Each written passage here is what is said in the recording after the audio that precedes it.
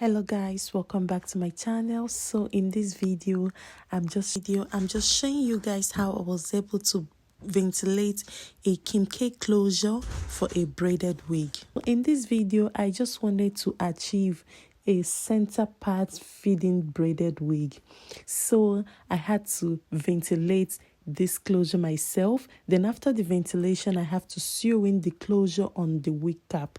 Guys, in this channel I already have very detailed tutorials on how to ventilate.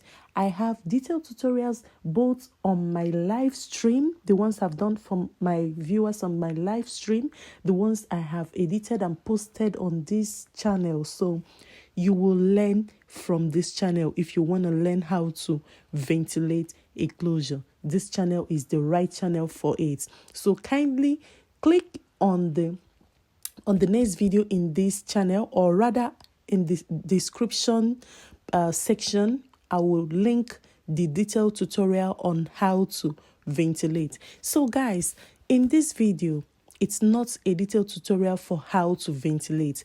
I'm just showing you guys how I was able to ventilate this this is a K closure, yeah, how I was able to ventilate it and sew it on the wig cap, then started braiding.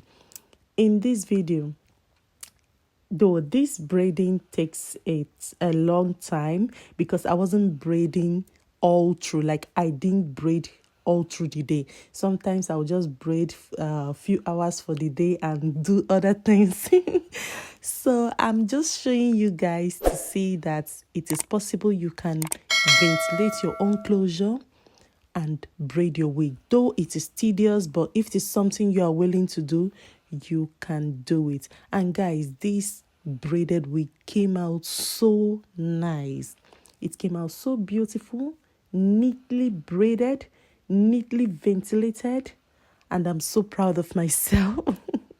And I decided to share it with you guys. So like I mentioned, this is not a detailed tutorial, so please don't forget to subscribe to my channel, like this video, and drop your comments in the comment section. Love you all. Bye.